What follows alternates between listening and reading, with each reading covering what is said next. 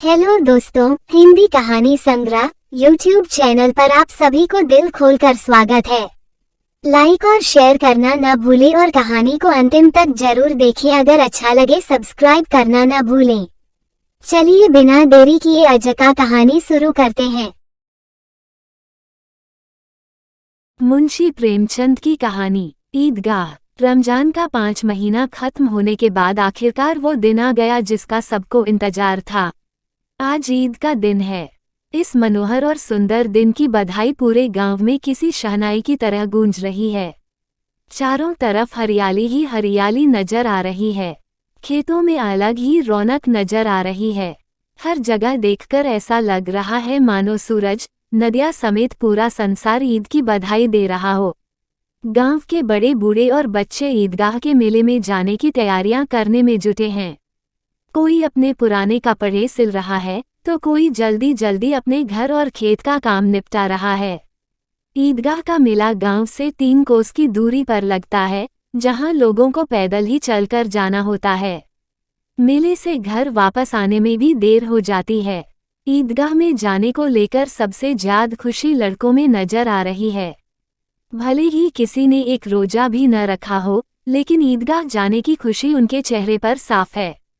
पूरे महीने ये लड़के इस दिन का बेसब्री से इंतजार करते हैं। इन लड़कों को घर की परेशानियों से कोई वास्ता नहीं है। घर में सेवइयां बनाने के लिए दूध और शक्कर हो या ना हो, इन्हें तो बस सेवइयां चाहिए। उन्हें नहीं मालूम कि उनके अब्बू गांव के चौधरी कायमली के घर भागते हुए जा रहे हैं, ताकि उनके घर में आज ईद के दिन चूल्हा जल सके और वो अपने बच्चों को सेवइयां खिला सकें। ये तो बस ईदगाह जाने की राह देख रहे हैं। एक तरफ बैठा महमूद अपने पैसे गिन रहा है। उसकी जेब से 12 पैसे निकले। महमूद के पास बैठे मोहसिन मियाँ भी अपने पैसे गिनने में लगे हुए हैं। 1, 2, 3, 8, 9, 15। मोहसिन खुशी से उछलकर पैसों को जेब में रखकर कहता है, इन्हीं अनगिनत पैसों से हम अनगिनत चीजें लाएंगे। मेले से ढेर सारे खिलौने, मिठाइयाँ और भी बहुत कुछ खरीद कर लाएंगे। गांव का गरीब बच्चा हामिद सबसे ज्यादा खुश है। हामिद 5 साल का एक दुबला पतला गरीब सूरत वाला लड़का है। हामिद के पिता पिछले ही साल हैजे से मर गए थे। उसकी मां का शरीर भी पीला पड़ गया था, जिसके बाद वह भी इस दुनिया से चल बसी। गांव में यह किसी को नहीं पता था कि हामिद की अम्मी के शरीर का रंग पीला क्यों हुआ था। परिवार के नाम पर हामिद के पास एक बूढ़ी दादी थी, जिसका नाम था अमीना। अमीना ने हामिद को बताया था कि उसके अब्बा बहुत सारे पैसा कमाने गए हैं और उसकी अम्मी अल्लाह के घर उसके लिए अच्छे अच्छे खिलौने लेने गई है। यह सब सोचकर और दादी की ऐसी बातें सुनकर हामिद बड़ा खुश रहता था। वह कहता जब उसके अब्बू और अम्मी वापस आएंगे तो ढेर सारे पैसों और खिलौनों से वह मोहसिन, नूरे और सम्मी को चिढ़ाया करेगा। अपनी गरीबी से हामिद और अमीना दोनों ही वाकिफ थे। हामिद के पास एक भी जोड़ी जूते नहीं थे। उसके पास सिर्फ एक पुरानी और गंदी टोपी थी। यह सब सोचकर बूढ़ी अमीना अपनी कोठरी में बैठी रो रही थी कि आज ईद के दिन भी उसके घर में खाने के लिए कुछ नहीं है। वो ईद के दिन को कोस रही थी कि जब उसे ऐसे ही अंधेरे में रहना है तो ईद आती ही क्यों है। तभी कोठरी में हामिद आता है और दादी से कहता है, तुम डरो मत, मैं मेले से सबसे पहले आ जाऊंगा। बूढ़ी अमीना परेशान थी कि गांव के सभी बच्चे अपने खालिद के साथ मेले में जा रहे हैं। वह हामिद को अकेले गांव से इतना दूर कैसे भेजे। कहीं वो मेले की भीड़ में खो गया तो वह क्या करेगी। उसके पास जूते भी नहीं हैं। 3 कोस कैसे चलेगा, पैरों में छाले पड़ जाएंगे। उसी दिन अमीना ने गांव के फहीमन के कपड़े सिले थे। बदले में उसे 8 आने पैसे मिले थे, जिनमें से 3 आने उसने हामिद को मेले में घूमने और मिठाई खाने के लिए दे दिए और बाकी के 5 आने अपने पास में रख लिए, ताकि ईद के दिन अगर घर पर धोबन, नाइन और चुड़ैल आए तो वो उन्हें सेवइयां खिला सके। कुछ ही देर बाद गांव का एक दल सज धज कर मेले की तरफ निकल पड़ा। मेले के रास्ते में जाते हुए बड़ी बड़ी इमारतें, बगीचे, कॉलेज, क्लब सब दिखने लगे। बच्चों के बीच फुसफुस होने लगी कि क्लब में तरह तरह के खेल होते हैं। यहाँ बड़े बड़े आदमी और मैडम बैट से खेलती हैं। महमूद, अगर हमारी अम्मी बैट पकड़ लें तो अल्लाह कसम उनके हाथ कांपने लगेंगे। उद्धरण चिन्ह। मोहसिन 100 किलो आटा एक बार में पीस डालती हैं। रोज सैकड़ों घड़े पानी भरती हैं। इतना करने वाली के हाथ कैसे कांपेंगे? किसी अंग्रेजी मेम को बोलो एक घड़ा पानी भरने के लिए, तो उनकी आंखों के सामने अंधेरा छा जाएगा। महमूद, लेकिन हमारी अम्मी दौड़िया उछल कूद तो नहीं कर सकती हैं। मोहसिन, हाँ, उछल कूद नहीं कर सकती, लेकिन गाय पकड़ने के लिए उनसे तेज तो मैं भी नहीं दौड़ सकता हूँ। आगे उन्हें हलवाइयों की दुकान मिली। मोहसिन ने कहा, अब्बा ने बताया था कि रात को जिन आते हैं, जो दुकानों पर बची हुई सारी मिठाइयाँ खरीद ले जाते हैं और बदले में रुपए पैसे भी देते हैं। हामिद को मोहसिन की बात पर यकीन न आया। उसने पूछा, जिन को रुपए कहाँ से मिलते होंगे? मोहसिन ने बताया, जिन के पास खुद के खजाने हैं, उन्हें भला पैसे रुपयों की क्या कमी होगी? तभी हामिद ने फिर पूछा, क्या जिन बहुत बड़े होते हैं? मोहसिन, हाँ, उनका सिर आसमान के जितना ऊंचा होता है, लेकिन अगर वो चाहे तो एक लोटे में भी घुसकर बैठ सकते हैं। हामिद, तो क्या जिन को खुश करने के लिए लोग कोई मंत्र फूंकते हैं? मुझे भी पता चले तो मैं भी एक जिन को खुश कर लूंगा। मोहसिन, मुझे यह तो नहीं पता, लेकिन सुना है चौधरी के पास कई जिन हैं। उसके जिन तो चोरों और चोरी हुई चीजों का भी नाम बता देते हैं। एक दिन जुमराती का बछवा खो गया था। 3 दिन बाद भी जब नहीं मिला तो वे चौधरी के पास गए। चौधरी ने फट से बता दिया कि उसका बछवा मवेशी खाने में है। थोड़ा आगे चलने पर पुलिस लाइन पहुंच गए। एक बच्चे ने कहा, यहाँ सब पुलिस वाले रहते हैं, जो रात रात भर घूमकर घरों में चोरियां होने से रोकते हैं।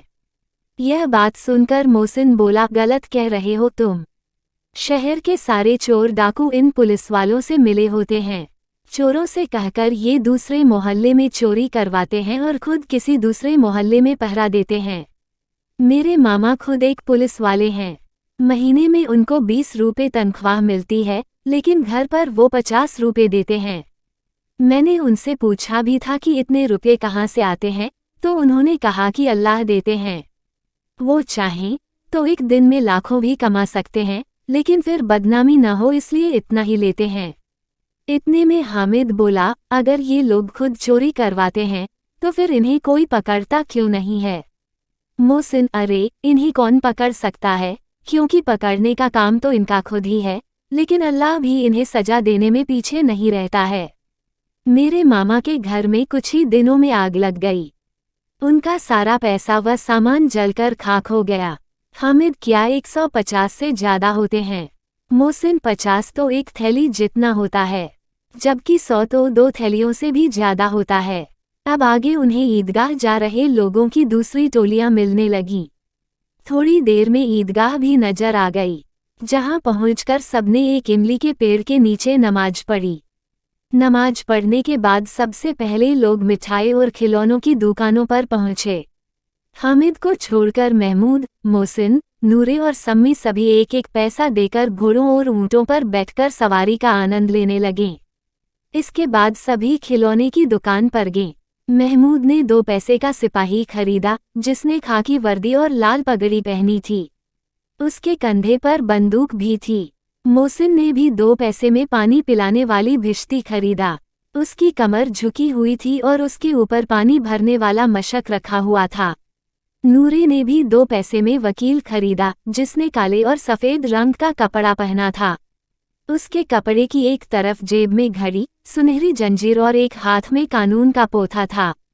वहीं हामिद सोच रहा था कि अगर ये खिलौने एक बार नीचे गिर जाए तो सब बर्बाद हो जाएगा।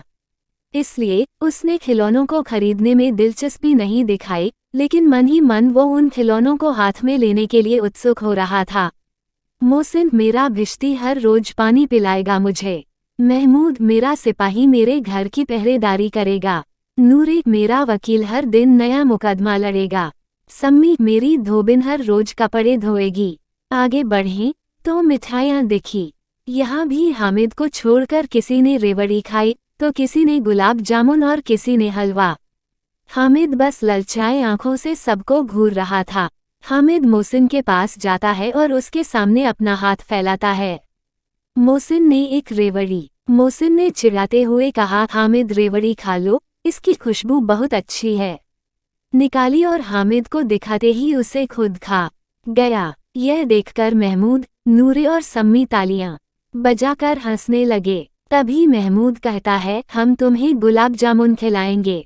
मोहमिन तो शरारती है। इस बार हामिद ने साफ साफ उन्हें मना कर दिया कि वो मिठाई नहीं खाएगा। मिठाइयों की दुकानों के बाद मेले में कुछ लोहे की चीजों की दुकानें थीं, जहां पर तरह तरह के नकली गहने भी थे। लड़कों को इनमें कोई दिलचस्पी नहीं थी, तो वे मेले में आगे बढ़ गए और शरबत पीने लगे। लेकिन हामिद एक चिमटे की दुकान के सामने खड़ा हो गया। उसे याद आया कि रोटी बनाते समय उसकी दादी के हाथ जल जाते हैं। उसने सोचा कि अगर वह चिमटा खरीद लेगा तो दादी का हाथ नहीं जलेगा और वो उसे ढेर सारी दुआएं भी देगी। हामिद दुकानदार से चिमटे की कीमत पूछता है।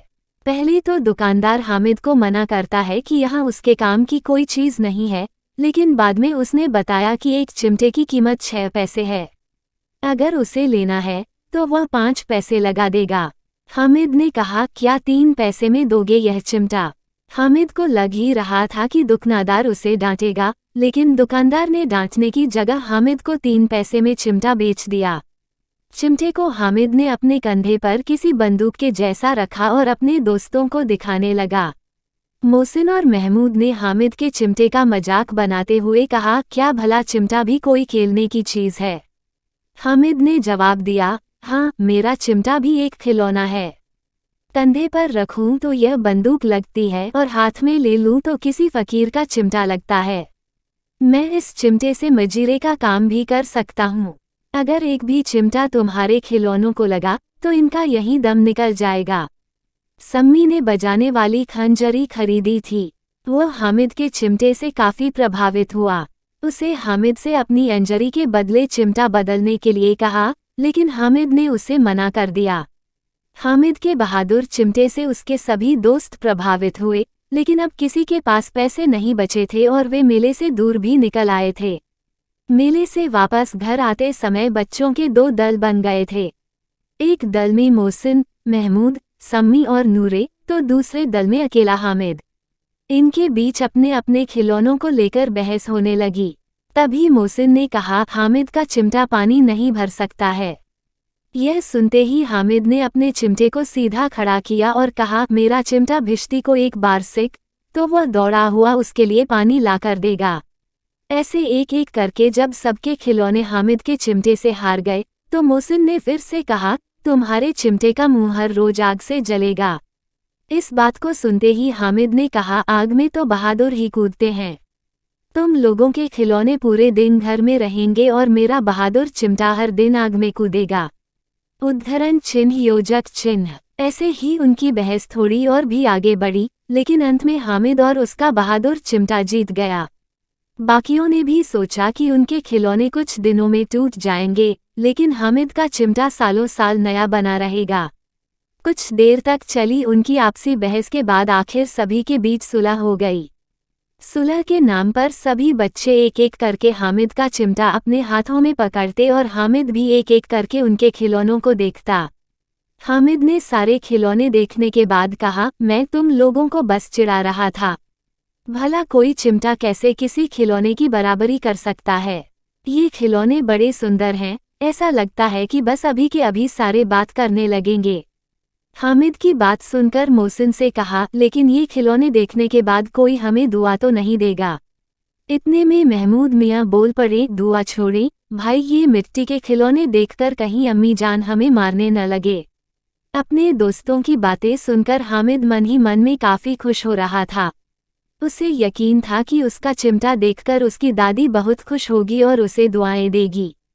थोड़ा आगे जाने पर महमूद को भूख लगी, तो उसने खाने के लिए अपने अब्बा से केले लिए। इस बार उसने हामिद को भी केला खाने के लिए दिया। ये केला हामिद को उसके चिमटे की वजह से मिला था। दिन के 11 बजते बजते मेले का पूरा दल गांव वापस आ गया था। मोहसिन जैसे ही घर पहुंचा, उसकी छोटी बहन ने उसके हाथ से भिश्ती को छीन लिया। तभी उसकी बहन के हाथ से भिश्ती जमीन गिरा और उसके टुकड़े टुकड़े हो गए। इसके बाद दोनों भाई बहन खूब लड़े। ऊपर से अम्मी जान ने भी दोनों दो चांटे लगाए। दूसरी तरफ नूरे ने अपने वकील को घर में सजाने का नया इंतजाम किया। वकील जैसे लोग अब जमीन पर तो बैठ नहीं सकते थे, इसलिए नूरे ने दीवार में खूंटियां लगाई, फिर उस पर लकड़ी का पटरा रखा। पटरे पर कागज के पन्नों से कालीन बिछाया गया, फिर कहीं जाकर उसके ऊपर वकील साहब को बिठाया गया।